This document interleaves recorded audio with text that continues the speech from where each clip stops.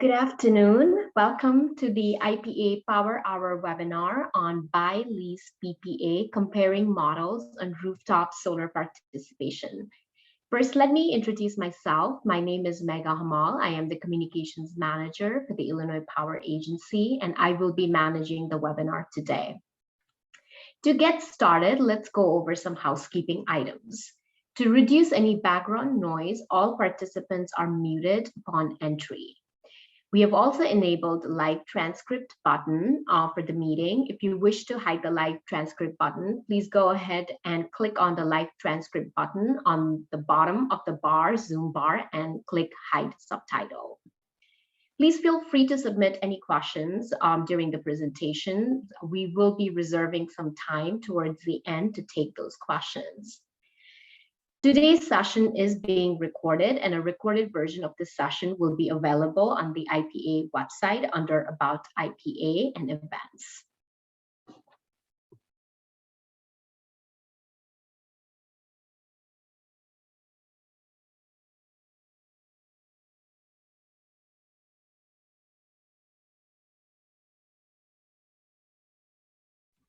Megha, you're muted.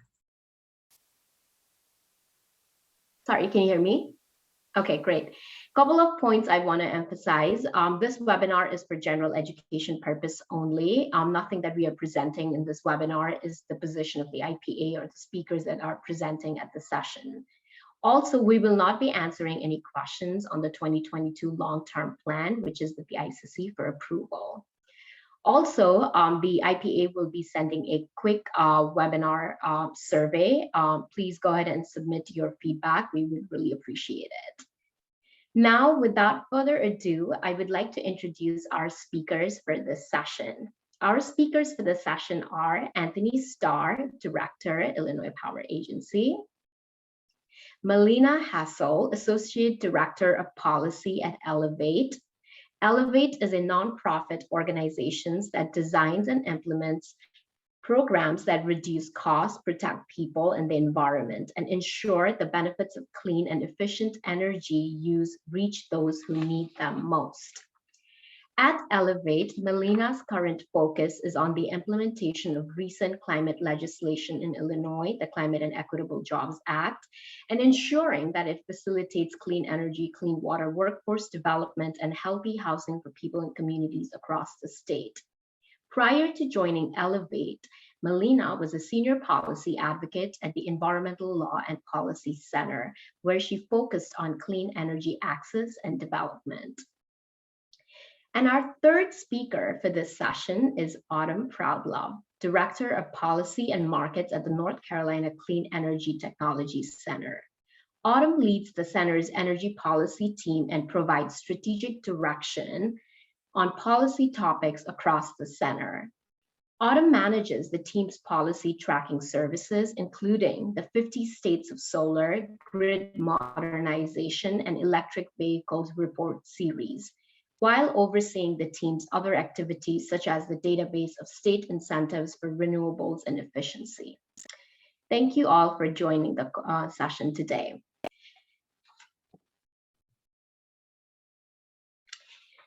I would like to now give you a quick overview on the IPA Power Hour webinar series for those that are new to this Power Hour.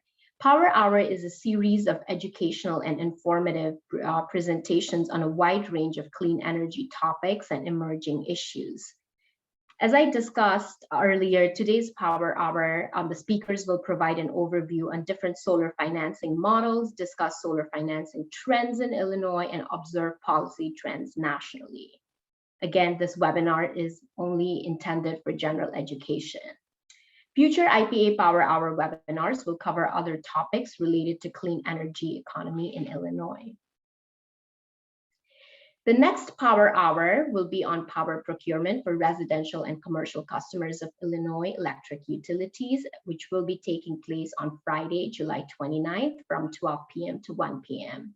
If you have not registered for the webinar yet, please go ahead and do so. The link is provided in the presentation, or you can also go to the IPA's website under About IPA and Events. Here's a quick overview about the Illinois Power Agency. We are an independent state agency created by Illinois law in 2007. Our duties include developing and implementing procurement plan for residential and small commercial customers of Illinois electric utilities that have not switched to an alternate supplier. We're also responsible for developing and implementing solar incentive programs in the state. And we are also responsible for implementing the renewable portfolio standard. So this concludes my portion of the presentation. Now I'm really pleased to introduce Anthony Starr, Director at the Illinois Power Agency. Great, thank you, Megha. And thank you everyone for participating today. So I'm going to do a quick overview of the IPA Solar Incentive Program, sort of to set the stage for the additional information that Milena and Autumn will be providing about different financing options. And then a little later in this presentation, I also will be talking about some of the trends that we've been seeing in terms of what financing options customers in the IPA's programs have been using. So next slide, please. So I suspect many of you on today's Power Hour are familiar with the programs that the Illinois Power Agency runs to support the development of solar in Illinois. So we have, to at a quick nutshell, I'm going to highlight a few key points about each program. We have the Adjustable Block Program, which is our market-based program designed to support both the development of distributed generation and community solar projects in Illinois. We'll be focusing mostly on distributed generation today. I think I have one slide where I'll talk a little bit about community solar and financing concepts specific to community solar. If you want more information about the Adjustable Block Program, I've listed the websites as well. And then we have the Illinois Solar for All program, which is a targeted program that shares many aspects of the Adjustable Block Program in terms of its basic program design, but is targeted for low-income households and communities and has specific subprograms within that I'll talk about briefly. And I've also listed the website. If you want to learn more about these programs, if you're not as familiar with them, besides the websites for the programs, we actually held some power hours back in the fall of last year going through those two programs as well. So if you go to the site list at the bottom of this slide, you'll be able to watch a video of those power hours and learn a little bit more about how those two programs work. Next slide. So the basic concept of our solar incentive programs is that this is part of the overall portfolio of the renewable portfolio standard that we have in Illinois, that we have goals that have been established on what portion of the energy consumed by customers of the utilities in Illinois comes from renewable resources. And the way we measure and track that is through the sale of renewable energy credits. These are the environmental attributes of energy generated by renewable resources that can be bought and sold separately from the actual power itself. And so renewable energy credits are really the currency of the renewable portfolio standard in Illinois. And the way that that then works is that you create an incentive to install solar by creating the opportunity to sell renewable energy credits those projects create. So the utilities in Illinois buy the renewable energy credits that are generated by solar projects. For distributed generation projects, those on the homes or land of residents or businesses across the state, the way the incentive is structured is based upon a payment for 15 years of renewable energy credit deliveries. With recently enacted legislation, we now for community solar will be moving to a 20-year model as well as for public schools. But generally speaking, for the types of projects that we're talking about today, the concept is that the renewable energy credits that those projects generate can be sold to the utilities, and that then becomes one of the pieces of the financing that allows the projects to be developed and to be economically efficient. The payments for renewable energy credits within the Adjustable Block Program and the Illinois Solar for All program are front-loaded in the sense that when a project is completed and energized, the payments for the renewable energy credits those projects are expected to generate over the next 15 years gets paid up front. For smaller projects, that's a single payment. For larger size projects, it's a series of payments spread out over 4 or 6 years, depending on when the project entered the program. A key concept to keep in mind in thinking about how this works in Illinois is that we have a model that's based upon approved vendors. An approved vendor is an entity that's been vetted and has applied to participate in one of the two programs, either the Adjustable Block Program or the Illinois Solar for All program. And they're the ones who are submitting applications for projects into the program. They're the ones who then have the resulting contracts once projects are approved, where they use those contracts to sort of be the legal mechanism for projects as they get completed and verified, that then the payments get made under those contracts. So the payments go to the approved vendors. Payments do not come from the program directly to the participant. One thing to note is that the way that this program is funded is through collections the utilities have that they collect funds from their customers. So even though the Illinois Power Agency runs and administers the programs, the contracts are actually with the utilities, except with some small exceptions for the Illinois Solar for All program, where the IPA is a contractual counterparty, and the payments made is coming from that. So this is all supported through funds that the utilities collect from customers rather than, say, from taxpayer funding. So an approved vendor then can choose how to use the value of the renewable energy credits.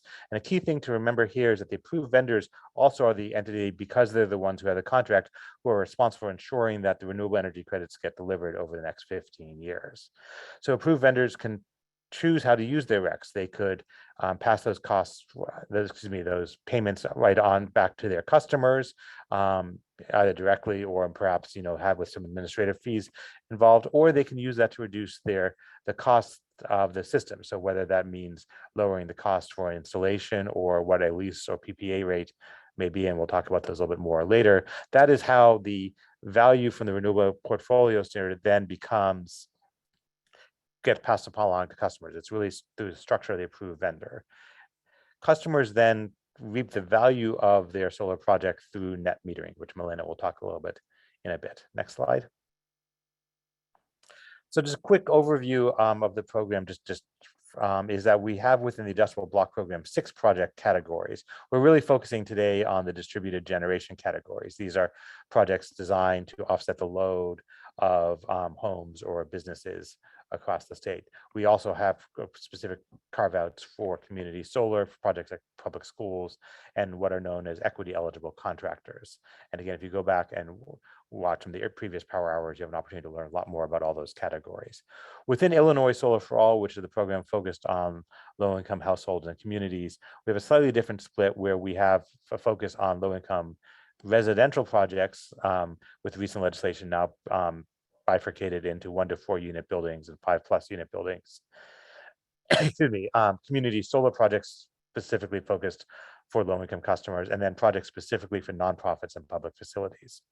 Another key concept that I'll be circling back to later is that in developing the program, we divided the state into 2 groups, what we call Group A, which is projects that are located within the Ameren service territory, Mid-American, or any rural co-ops or municipal utilities that are located within the MISO footprint, which generally is the ones that are within central and southern Illinois. And then Group B is projects that are located in ComEd and then the rural co-ops and municipal utilities in the northern part of the state. And some of the differences between the sort of financing models we've seen definitely manifest themselves in the differences between those 2 groups. Next slide, please. Another thing I want to note, and Mega alluded to this in the opening portion of the presentation, is that the long-term renewable resources procurement plan, which is the document that guides how we develop and implement our programs, is currently in the process of being approved by the Illinois Commerce Commission. We significantly revised it with the programmatic changes that came from the Climate and Equitable Jobs Act, and that's going through its sort of final approval processes over the next month or so. And as a result of it, once that is adopted, there will be some changes coming to the programs, some specific ones that I think impact thinking about financing of solar projects, is that the prices for renewable energy credits will be updated once that plan is approved. There's some open issues in that plan about the methodologies for how they're priced. So we'll be doing a final update of the prices. There also are a number of consumer protection requirements that will get codified once the plan is approved. Another thing that's happening right now is that for the adjustable block program, we have a transition of our program administrator. So there's a lot of exciting changes coming to that program that will be coming out later this year. Next slide. One of the ways in which we sort of monitor and ensure that customers are receiving information about their solar options and key terms and conditions are through a disclosure form. So every project, the distributed generation project, has to have a standardized disclosure form, which has to be provided to and then signed by the customer before the approved vendor can submit the project into either the adjustable block program or the Illinois Solar for All program. We've developed different disclosure forms depending on whether the system is a purchase system, a leased system, or one that's being financed through a power purchase agreement. And that way we can have a form that the customer gets that lays out key parameters of their financing options and key information for them so that they can make informed decisions if they're looking at bids from multiple vendors who may offer different financing options. Then that also is a way to sort of see how those compare and stack up against each other. So this is really a key part of our consumer protections to make sure that customers are informed about their solar financing options. Next slide. I want to have a quick digression on community solar, which is the model where rather than installing solar at your home or business, you subscribe to receive net metering credits based upon a share of the output of a larger system located elsewhere in the service territory of your utility. So today, what we've been seeing is that the subscription models that are being offered in Illinois are based upon the idea of paying a monthly fee to the provider of the community solar. So this is typically a volumetric fee that nets out to a 10 to 20% savings compared to the value of net metering. So that's the model we've been seeing where people are subscribing to it and really sort of paying fees as they go along. But this is not necessarily the only way to support and participate in community solar, and elsewhere in the country, other models are in place. So one other model, and if I think back to when community solar was being debated in Illinois prior to the Future Energy Jobs Act, often you would see graphics that would show, a large solar panel with names of different households on it. And I think there was this image that, by participating in community solar, you'd have a specific piece of that project that's yours rather than really having just sort of a share of the output. So those sorts of more direct ownership models are something that we might be seeing coming to Illinois. The Illinois Solar for All program, which has low-income community solar program, has within it a concept of what's known as energy sovereignty, which is a way to help build wealth for communities by having ownership of projects within those communities. So we may be seeing some differences in community solar coming in the future as we begin to roll that out. I'd also note quickly that for community solar, subscriptions also do require a disclosure form so that customers are informed about how they will be paying the costs of their subscription as well as receiving the benefits. Next slide. Another quick digression is that a big portion of the renewable portfolio standard in Illinois is the development of utility scale wind, solar, and brownfield site projects. And these are done through competitive procurements rather than the sort of a program where approved vendors are applying projects as they're developing them. I note these because in the utility scale space, there's also the use of the concept of power purchase agreements as the way in which those projects sell the power from those projects to customers. And I note this because we'll be talking about power purchase agreements today in the context of how to finance on-site solar. And just that while the term is the same, it's the same words. The concept is a very different one between it as a financing option to put solar on your home and what a large wind farm would be doing to sell the power from that wind farm to a customer separate from the renewable energy credits that they're selling to the utilities as part of the renewable portfolio standard. And to further that confusion a little bit, back in 2010, the IPA did conduct a procurement, which was the one time we did a procurement that involved both renewable energy credits and energy, and that was called the 2010 Long-Term Power Purchase Agreement. So we've done power purchase agreements as a procurement method in the past under a different regulatory structure, but again, that's very different from what we're talking about today. So with that, I will turn it over to Melina. Thanks, and hi everyone. I'll be talking to you about what is the difference between leasing or buying or these power purchase agreements Anthony just mentioned. So next slide, please.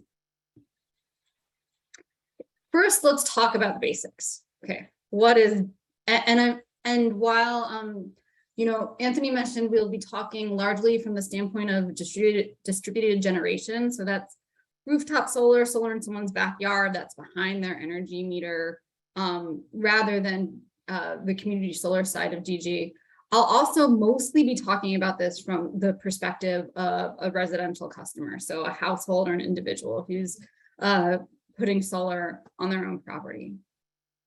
So buying, that's the most basic. I think we all understand it. Next, you pay upfront for the solar system. Maybe you take out a loan to do it, maybe you don't, but that's what buying means. I think we all understand that one. Lease, that's also, I think, pretty straightforward. It's like a car lease. You come to an agreement with your solar installer, the company they work for, about how much you're going to pay, probably on a monthly basis, over a number of years to get that system up on your roof. Next. And then our third option is a power purchase agreement. I think you'll probably hear us say PPA a lot. Anthony already introduced this concept, but it stands for power purchase agreement. Next. And from the standpoint of a customer, this is really a lot like a lease, but instead of paying an amount that you agree to each month over time, you're paying an amount for the energy, for the power that the solar system generates. So the way you're paying for it is, instead of just, okay, we're going to pay X $100 every month, you agree with the company that's selling you the solar. Okay, I'm going to pay this month much based on the unit of power that my solar system produces. Technically on a contractual basis, the lease is like you're leasing the equipment, and the power purchase agreement talks about purchasing the power. But on a day-to-day basis, for the person using the system, it looks the same, I think, for most residential folks. The solar system's on your roof, it's in your backyard, it's hooked up to your energy meter, you are using the power that it produces a lot of the time. And when you're not home, you're sending some of that power back out on the grid. So the experience of these two, what we call them is third-party owned, because the customer isn't the owner. These two methods of third-party ownership, a lease or a PPA, behind the meter PPA, look very similar from the standpoint of a customer. Okay, next. Now we're going to get into the sort of not so basics of the differences between buying, leasing, and PPAs. I just want to note going in that I'm going to sort of fill in this table along the way. Everything I'm about to say is a generalization of what is typical in these kinds of arrangements, but any contract can be a little bit different around the edges. So this is what I'm about to say is all typical, but it's possible that an individual contract could vary. First, upfront costs. I think this is a huge and critically important difference between buying a system and leasing or using a PPA to finance a system behind your meter. Either it's going to cost you a lot of money up front or it won't. I think a lot of times the goal with the leases or the PPAs is to get that monthly cost below the savings that you'll achieve. Whether or not that happens depends on your contract, depends on, energy costs, but that's, one of the ideas behind financing a system, rather than, for many folks, rather than paying for it up front. Next. So what that means, of course, is that when you buy the system, unless you sort of got a loan on your own to do that, which some people do, there are really no long-term costs. But with a lease and a PPA, there are long-term costs. As we talked about on the previous slide, with the lease, it's normally an agreed upon amount, sort of just in general. And then for a power purchase agreement, of course, that amount varies based on how much power the system generates each month. So in summer, you're paying a little more. In summer, you're probably also saving a little more off your electric bill. One thing I'll note with both leases and PPAs is it's not uncommon to see what's called an escalator in these contracts. So sometimes you'll like agree upon an amount and say, okay, but this is going to go up by 2% each year to account for what we think inflation will be and what it is not at this moment in time in the US. But so escalators are sometimes a common feature of those long-term costs. Next. Of course, when you buy the system, you own it as the customer.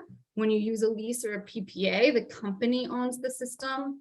And typically, there's a provision where the company may have either removed the system at the end of the contract term, which is typically, maybe 20 years out, the end of what's supposed to be the initial useful life of solar systems, although some solar systems can last for a lot longer than that. Or you can often buy the system out at a much reduced cost. Next. Another really critical difference is that when you buy the system, you're often either directly getting or sort of or factoring into your purchase costs the various incentives and tax credits that you can get at the federal level and at the state level. In Illinois, we see I think it's common to see the RECs, the money you get for selling the RECs, as Anthony sort of described in earlier slides, factored into the purchase price of the system. But tax credits are when you can get a credit on your federal taxes for a portion of the cost of your solar system purchase. And that typically, when you buy, goes directly to the customer. And that is really an important distinction between buying a solar system and doing a lease or a PPA, because not everyone who wants to go solar pays taxes that they can then offset with these credits. You have to actually have a tax burden to do this. And, lower income folks, retirees are less likely to have that tax burden than upper income household. Also, while we're mostly talking about residential, governments and nonprofits don't have that tax burden either. So that's a really critical difference between these different kinds of models for going solar. Next. I think typically when one owns the system, you're responsible for the repairs yourself, whereas the company is after whatever is covered under a warranty, whereas the company is going to be responsible in the lease or PPA model. I'll note that sort of with the PPA model, the company definitely has a very strong incentive to monitor that output of your system and make sure that it's working, because they only get paid if the system is producing. And next. And then finally, it is worth thinking about, what happens if I need to move? Obviously, if you own the system outright and you're selling your home, you're probably selling the system along with it. There are studies showing that having solar on your house raises the property value, but that would vary with whatever deal you negotiate with your buyer. It is a little more complicated with a lease or a PPA. What I think is probably the most typical approach is that the home buyer ends up assuming the lease or assuming the PPA contractually when they move in, but and there are fairly simple ways to make that happen. But of course, it is like one more thing that a buyer and a seller would have to think about in a transaction. And then I did want to call out, now that we're done the table, that when you look at this table, the lease and the PPA section look very, very, very similar. It's really only this element about how you pay, whether you're paying based on an amount you agreed to versus based on how much power you're generating that varies. And often, I think every contract is different, and contracts can look very different from one another. But I think on average, an annual cost would likely look similar, even though it would vary from month to month. Next. Finally, I just wanted to note something I came across while I was looking online at the differences between these models, so I didn't leave anything out. And that's this claim that a lease or a PPA is the best option only when the homeowner does not qualify for financing or does not have cash. So first, I'll share that I was more likely to see that on the websites of solar companies that only sell systems outright. No surprise. Nonetheless, I don't think that's a totally unreasonable thing to be putting out there. I think that similar to sort of analyses of renting versus owning a home or leasing versus owning a car, when you look at the total amount you're paying over time, like the pure cash amount, not taking into account discount rates, that's a fair analysis. But there are reasons people choose to go other routes. It's not only about the cash. And most importantly, I think this kind of claim really shows the history of the solar industry serving customers with cash on hand, with the tax burdens to take the incentives, which is certainly where the industry has come from, but I don't think it's the future of the industry. And so you just wanted to sort of address that directly, because if you Google this, I think it is something you'll see. Next. Finally, I did want to talk about power purchase agreements in Illinois, their legality and their eligibility for what we call net metering and the distributed generation rebate, because this is something that's come up in recent years, and wanted to make sure folks really knew that PPAs are good in Illinois.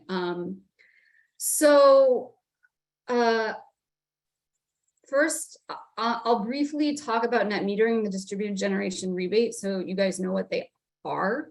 Net metering is how folks get credit for the energy that their solar systems produce, but then they don't use at home and they push back out onto the grid. They get credits on their electric bill for this energy, because when it goes back out to their grid, their neighbor, somebody else uses it. And so that's a way to compensate the solar customer for that. A distributed generation rebate is something that is a rebate that customers get for the value that their solar or their other distributed generation, if it's not solar, brings to the grid. And there were questions a couple of years ago about whether or not this approach, even though it's been used for a number of years, would be eligible for either net metering of the distributed generation rebate, or even whether it was okay for a company that isn't registered to sell electricity widely to retail customers to do. And the commission found pretty clearly that this was appropriate and legal. And I just wanted to make sure folks know that. And I'm happy to answer more questions on this. And I think that's it for me. So I'm turning it back to Anthony. Okay, thanks, Melina. Next slide, please. So what I'm going to talk about next is just looking at some of the data we've had over the last several years of our programs and what we've been seeing in terms of what financing is being used in different parts of Illinois and by different types of customers. So one not very surprising observation is that we do see a difference in financing structure adoption by customer type. We also have seen some significant differences between the two groups. So remember, Group A, you'll see in the next slides, this is basically the Emirates and Mid-American service territory. So think, more or less Illinois south of Interstate 80. And then Group B is the ComEd service territory, so Northern Illinois and obviously the Chicago market. We are also seeing that governments and nonprofits utilize PPAs far more than other customer types in the adjustable block program. And I think that has in part to do with what Milena is discussing in terms of the who can capture the federal tax credits. For the Illinois Solar for All program, for residential projects, what we've been seeing is that one requirement of Illinois Solar for All for residential customers is that there is no upfront costs. And so we've typically been seeing companies making offers that are structured as a no-cost lease or a no-cost power purchase agreement. So technically you're leasing the system, but you don't actually have to make a payment for it. And that allows them to have the right sort of ownership agreements between the customer and the solar provider. Next slide. So on the adjustable block program for residential projects, we see a big difference between the two parts of the state.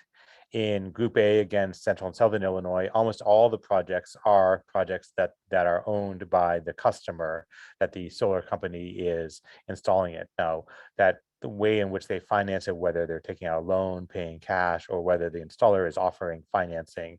Again, going back to Milena's, car example, you can lease a car, you can buy a car. When you buy a car, you can take a loan out through the company, through who you're buying the car, or you can go to your bank. So again, there's a variety of different ways in which you can finance projects if you're owning them through different sorts of loans. However, in Group B, which is the Chicago region in Northern Illinois, we see a very different result in that the majority of projects are in fact leased systems. This is in large part due to the fact that we also see a difference between the sort of participants in the program. In Group B, Northern Illinois, Chicago region, there's a number of very large national companies that predominantly use a leasing model in terms of how they sell solar, while what we see in the rest of the state in Group A is a lot more of smaller companies either acting as their own approved vendors or working through companies that are approved vendors who are aggregators who work with smaller solar installers. So I think the difference in the sort of fundamental market structure of the participants ultimately manifests itself in what we're seeing in terms of different financing models. Next slide. On the commercial side, it looks very different, where we're seeing a lot more ownership of projects by the customer and some use of PPAs, and only a little bit of use of leases. So these numbers have been shifting around year to year, and 22 numbers obviously are only part way through the year. So what trends will continue there? This slide might look different, if we did it at the end of the year. Next slide. Within the adjustable block program, when we look at projects that were for government or nonprofit facilities, what we see is a predominance of power purchase agreements being used. I'm not sure why in 2021 we saw a bit of a shift. The number of applications received during 2021 were a bit smaller because we were at a period where we weren't able to process new applications because of some of the funding issues that were resolved through legislation in the fall. So there may be some just noise in the data, and these trends may sort of even out over time. Next slide. For the Illinois Solar for All program, where we have a specific subprogram for nonprofits and public facilities. So those projects can participate in the adjustable block program if they're a nonprofit or government facility, or they can participate in Illinois Solar for All, which has additional criteria for it in terms of the sorts of facilities that can participate, the specific goals for the portion of the programs that are environmental justice communities, a number of other things. So it's a slightly different mixture of types of these facilities. But again, what we see here is very little customer ownership because nonprofits and governments can't monetize the tax credits directly if they own the projects, and much more use of leases and PPAs as the financing mechanism. with that, I will turn it over to Autumn, who will zoom out from what we've been talking. That's been very Illinois specific, and talk about how this fits into some of the national trends around ownership and financing structures. Great, thank you so much. You can go to the next slide, please.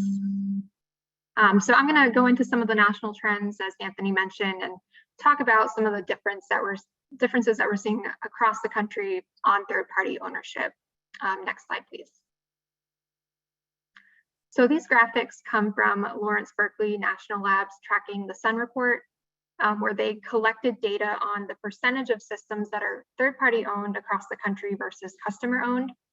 You can see that they found that third-party ownership for residential systems has been declining in recent years, which they note is largely due to greater availability and variety of residential loan products.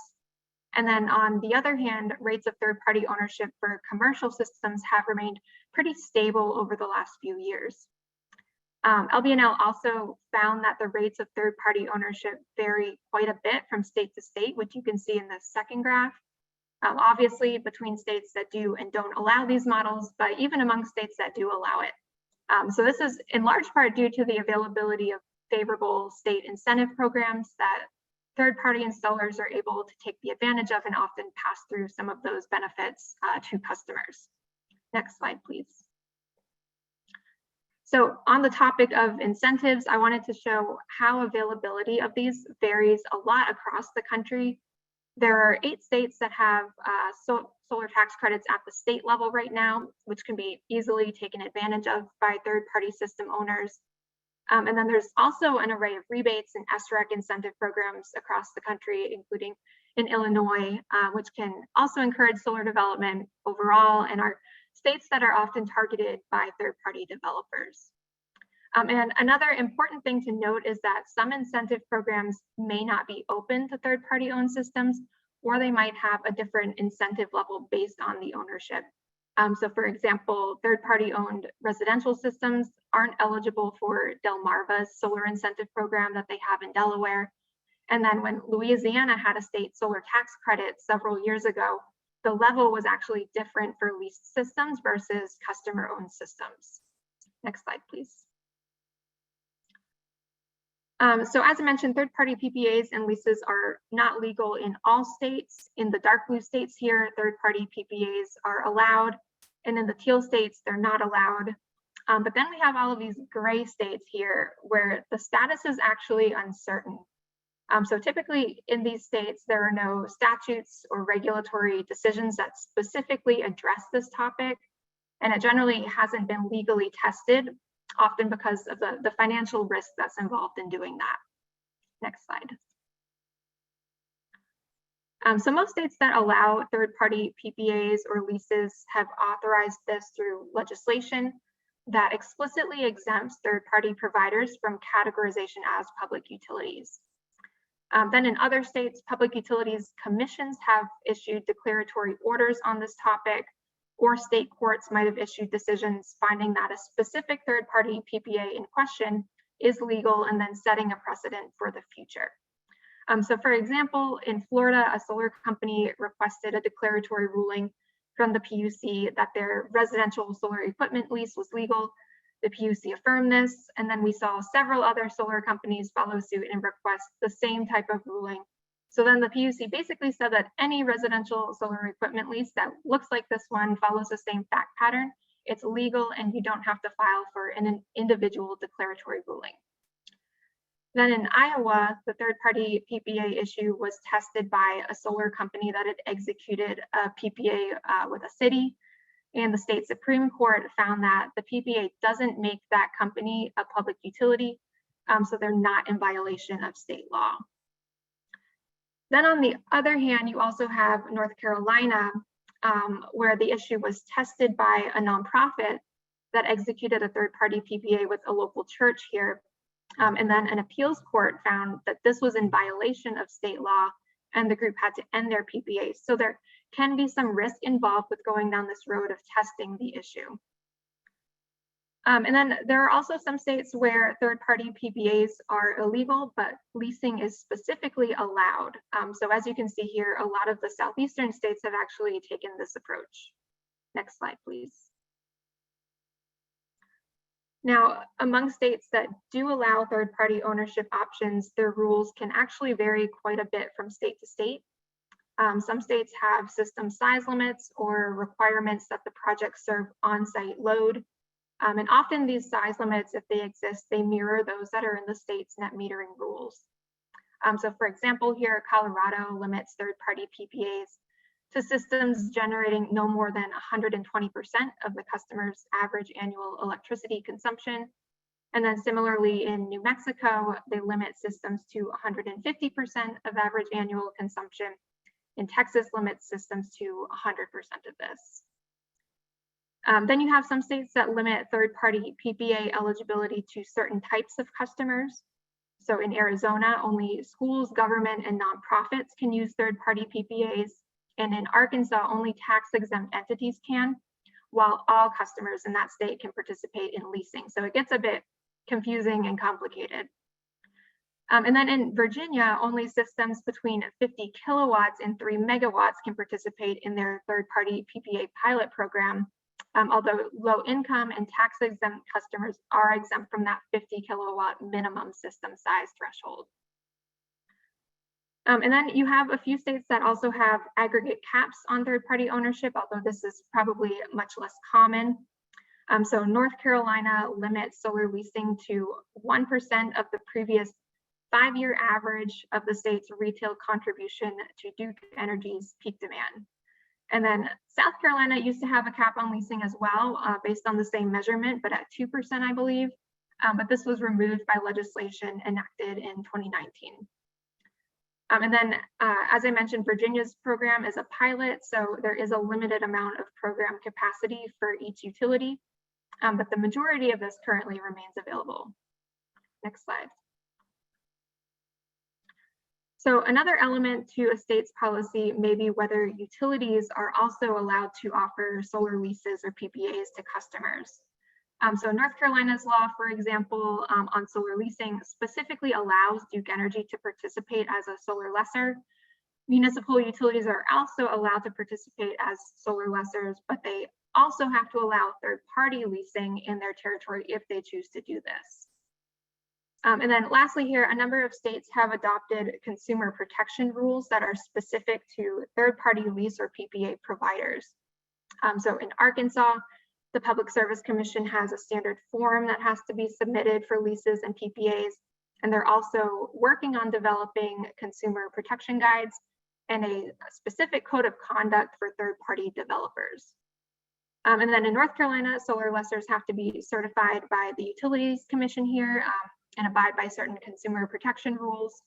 And South Carolina, they also require that lease agreements include a standard disclosure form, contact information for their Office of Regulatory Staff, copies of warranties, a notice that incentives and rates may change, and then a clear explanation of all of the payments, the interest, and the fees that are to be paid under the whole term of the lease. So making that information very transparent and clear to customers. And then South Carolina also has requirements for marketing materials used by lease companies and a special formal complaint process. So these requirements vary from state to state, but they're, I think, growing increasingly common. Next slide, please. So there continues to be legislative and regulatory activity on the topic of third-party ownership in many parts of the country, especially those where third-party PPAs or leasing are not currently allowed, they're limited, or where states where that legal status is unclear. So this map comes from our Q1 2022 50 States of Solar report, where we're tracking policy changes under consideration related to distributed solar. For the purposes of our report, we consider an action on third-party ownership to be any bill that's introduced, any regulatory proceeding, or a court case. So while Illinois, they do allow third-party PPAs, they're included here because there were several bills under consideration that would have established some special new programs related to third-party PPAs and leasing. These bills were ultimately not passed though, so there hasn't been any concrete action in the state. Next slide, please. So a few examples here of recent activity. In Mississippi, the Public Service Commission is currently considering revised net metering rules. And as a part of the commission's proposed rules, the major utilities there would be required to propose solar for schools offerings that could use 3 possible structures. And one of these structures would allow third-party solar developers to negotiate a PPA directly with the school district, with the utility then collecting the payment from the school district and paying the developer, and then crediting the school for the excess energy at a rate that's equal to the current low-income customer net metering credit rate. So it's definitely a variation on your traditional third-party PPA model, but something that's being considered in that state.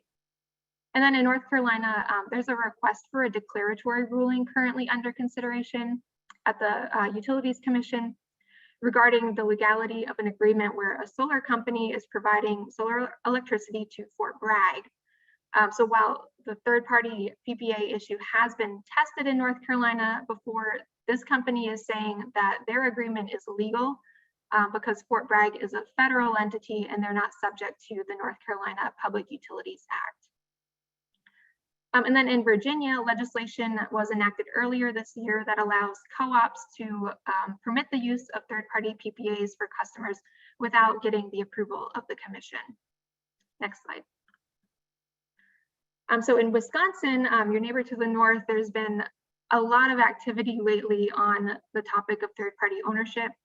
In the past, the commission has indicated that they wouldn't rule on the legality of third-party PPAs and that it should be addressed by the state legislature. But currently there's a PSC case pending regarding the denial of an interconnection request for a project that uses a third-party solar services agreement. And the commission is determining whether the utility lawfully denied this request or not. Also, the Midwest Renewable Energy Association filed a lawsuit against the PSC, challenging their policy guidance treating third-party PPA providers as electric utilities. And then in addition to this, just last month, Vote Solar filed a petition for a declaratory ruling with the commission, seeking a ruling that the owner of a third-party financed solar PV system will not be regulated as a public utility. And then on top of that, there was legislation considered this past session that would have clarified this issue, providing an exemption from public utility regulation for third-party PPA and lease providers, but these bills didn't pass. So the issue is still unclear at the moment, but I would certainly keep an eye on what's happening in the state since there's been a lot of activity on this particular issue. Next slide, please. So I'm going to go over just a few of the trends looking forward now. Next slide. So the general trend that we've seen has been states providing more opportunities for third-party ownership. New states are passing legislation that authorizes the use of third-party PPAs and leasing. West Virginia and Arkansas are two of the most recent states to make this change.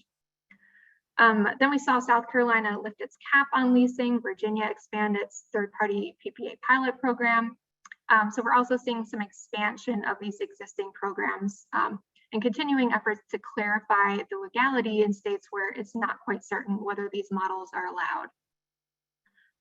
We're also seeing growing focus on providing solar access to low-income customers, often through a third-party ownership model.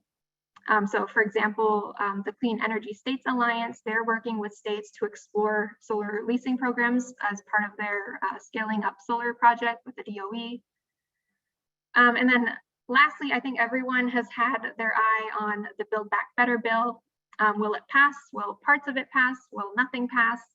I don't think anybody really knows at this point, but one of the key provisions in there is an extension of the federal investment tax credit. So as currently written, the residential tax credit would be increased to 30% from its current 26% and then remain at this level for 10 years. Then it would phase down by 4% each year until 2034. The business tax credit would also be increased to 30% as long as developers comply with prevailing wage requirements. Otherwise, they would receive a 20% tax credit. And then this credit would phase out when annual greenhouse gas emissions from electricity production in the country are 25% or lower than 2021 levels, or in the year 2031, whichever comes later. And then there's also a direct pay option for the tax credit included in the bill. So this would treat the tax credit amount as an overpayment of taxes, which you would get a refund for. So taxpayers that don't have sufficient tax liability could still take advantage of this incentive. So that's just a high-level overview of some of the upcoming trends and things that we're watching. I will turn it back over to Anthony and Megha now. Thank you, Autumn. Here's a contact information slide of our speakers. So if anyone has any additional questions, please definitely reach out to them. I want to be mindful of the time. We are at 12:55, so we do have about 5 minutes to answer some questions. The first question I want to that we got in the chat window is, do companies providing PPAs owe taxes similar to that of a utility company that sells power and taxes on such a sale? So I believe Milena put a bit of an answer in there. One thing I'd want to say up front before saying anything else is that none of us are tax lawyers. And even more importantly, even if we were tax lawyers, we are not your tax lawyer, so we can't give tax advice. That being said, I think a key distinction is, and this was the point I hoped to make when discussing the difference between utility scale PPAs and PPAs in the context of residential or business on-site solar, is that the term power purchase agreement is really describing the financing nature of it. Rather than being a loan where you have a set payment, the payment rate is based upon the output of the system. These are not selling electricity. The power purchase agreement is really the way in which the payment terms are defined. So it is not truly a power purchase in the way that might trigger some of the concerns asked in the question. Got it. Thanks, Anthony. The next question is, what happens if a buyer does not agree to take over a homeowner's lease or PPA? That's go ahead, Milena. Yeah, and thanks for that, Deborah. So this is getting to a place where I'm not sort of personally familiar with, but my understanding is that in many contracts, the initial person who entered the PPA or lease has the option to sort of buy it out and end that contract early, and I think that's probably the most common option available. Thanks, Milena. The next question, sorry, go ahead, Anthony, if you want to add. I would also note that if you have bought a system and taken out a loan on that system, you know, similar issues can be triggered in a sale of a home of, how you pay off that lease or assign the, not pay off that loan or assign the loan to the home buyer as well. So certainly the sale of houses definitely that have solar on them that have financing, and regardless of the method, there are issues there that you need to be aware of and consider carefully. And most of the companies that offer these have terms within their contracts governing how that works. But it's absolutely one of the things that someone considering solar should read very carefully and understand the implications for what happens if they move. Thank you. There is one question from Leslie McCain. Maybe this is a question for Anthony. What is the percentage of lease versus purchase in Group B? She did not see that information on the slide and was curious. Okay, I thought we had that. It's varied year to year, but roughly speaking, for Group B, which again is Northern Illinois, the ComEd area, this year it looks like the amount of owned systems is down just a little bit over 20%. Last year was maybe around 30%, just looking quickly at the slides. And we'll have the slides posted to our website after this, as well as a recording of this session. So if there's something you saw on those slides that you want to go back to, they will be available. So it is, again, trending upwards, somewhere in the 20 to 30% of projects are customer owned in the residential space in Group B. Thank you. We are getting close to the hours. So on behalf of the IPA, I want to thank everyone for participating in this webinar. I hope, it was educational. And also, we want to extend our thank you to our wonderful presenters for providing such insightful discussion on the topic of solar financing options, doing a comparative analysis, but also, discussing some trends that we've been seeing in Illinois and nationally, and also what lies ahead. So with that, we want to close this webinar for today. A recording of this webinar and presentation will be available on the IPA website. And we will see you on the next Power Hour on July 29th, which will be on the topic of power procurement. Thank you.